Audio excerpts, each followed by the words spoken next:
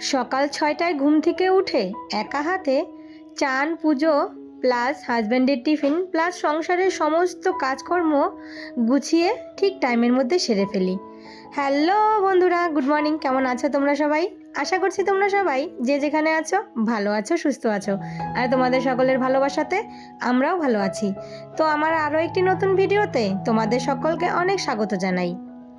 আজকে হচ্ছে শনিবার আর এখন বাজে ঘড়ির কাঁটায় ওই সকাল 6:30 মতো। তাহলে চলো আজকের ভিডিওটা এখন থেকেই শুরু করছি। আশা করি ভিডিওটা তোমাদের একটু হলেও ভালো লাগবে। তো ঘুম থেকে উঠে সমস্ত বাসি কাজগুলো সেরে ফেলেছি। তারপর আজকে অনেক দিন পর পুজো দিব, তার জন্য মাথায় একদম শ্যাম্পু করে নিয়েছি।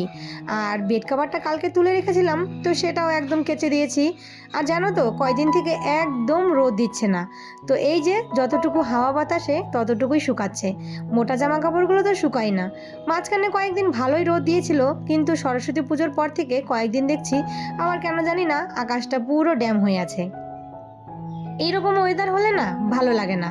একটু চড়া রোদ টোদ উঠবে, তখন দেখবে কাজেরও এনার্জি হয় আর ভালোও লাগে দিনটা। কিন্তু এই যে ঠান্ডার দিন যদি একবার চলে যায়, তারপরে রোদের তো যেই তেজ সেটা তো আর সহ্যই করা যাবে না। কিন্তু সেই রোদটা এখন দরকার।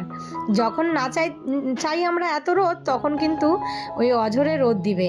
তো যাই হোক, প্রকৃতির যেটা নিয়ম, ভগবান যেটা যখন যেটা দিয়ে মানে সৃষ্টি করেছে সেটাই তো দিবে।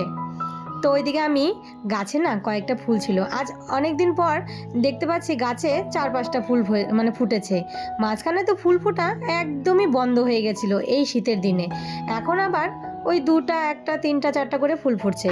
তো সেটাই আমি কুড়িয়ে নিয়ে আসলাম। এদিকে শাশুড়ি মা 2-1টা ফুল তুলে রেখেছে, তো সেই সমস্ত ফুলগুলো দিয়ে এখন এই যে বাসন মেজে পুজোটা সেরে নেব।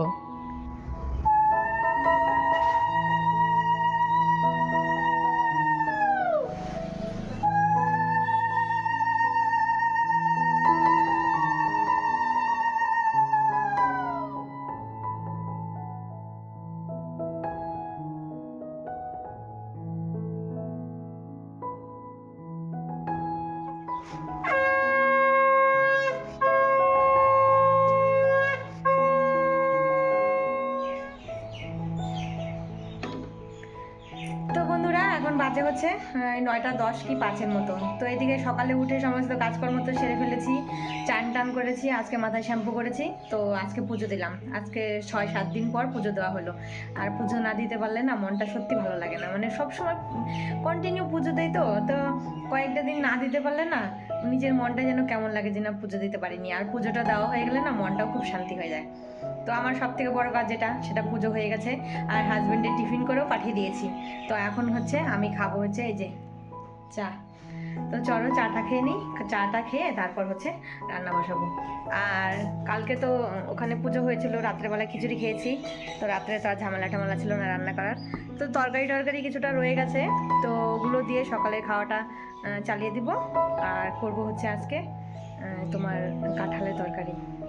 তো কালকে হাজব্যান্ড একটা কাঁঠাল এনেছে, তো সেটাই ভাবলাম যে কিছুটা না মেটে আর গিলে আছে, তো সেটা দিয়েই রান্না করব।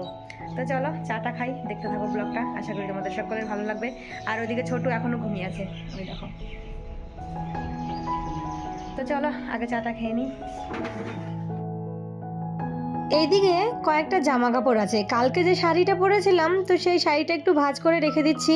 আর চুলটা একদমই ভিজা, তো চুল ছেড়ে দিয়ে না কাজ করতে পারি না।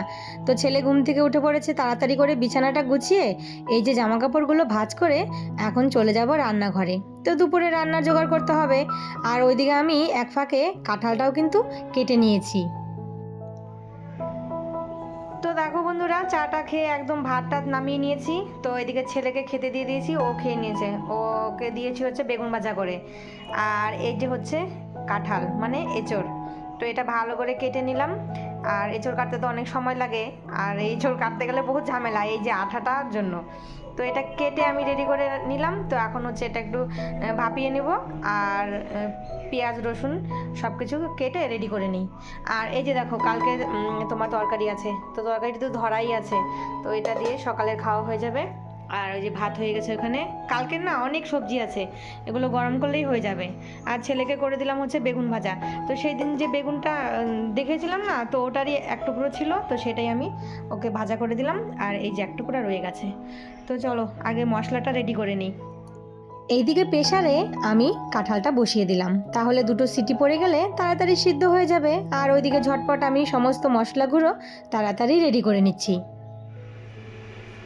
দেখো বন্ধুরা, এই যে আমি মানে পেঁয়াজ রসুন এগুলো সব ছুলেছি। তো আমি কিন্তু ওকে বলিনি এগুলো দেখো উঠিয়ে রাখতে, ও জানে যে এগুলো আমি সব এই যে এই গামলাটার মধ্যে উঠে রেখে পরে ফেলে দেই। দেখো একা একাই পরিষ্কার করছে। কি রে, কি করতেছো তুমি? এগুলো উঠাচ্ছ, দেখতে পাচ্ছ? তো চলো রান্নাটা বসিয়ে দিই। সকালের খাওয়া হয়ে গেছে, রুটি ছিল তো রুটি খেলাম। আর আমি না কয়েকদিন থেকে সকালে রুটি খাই, তার কারণ হচ্ছে একটাই, ভাত খেলে না সকালে আর একদম দুপুরে খেতে ইচ্ছা হয় না, মানে খিদেই পায় না, তার জন্য এই যে রুটি। এই যে হচ্ছে এটা দিয়ে করব হচ্ছে তোমার কাঁঠাল, আর এই যে আলুগুলো তেলের উপরে ভেজে দেবো। তো কাঁঠালটা তো যে সেদ্ধ হয়ে গেছে।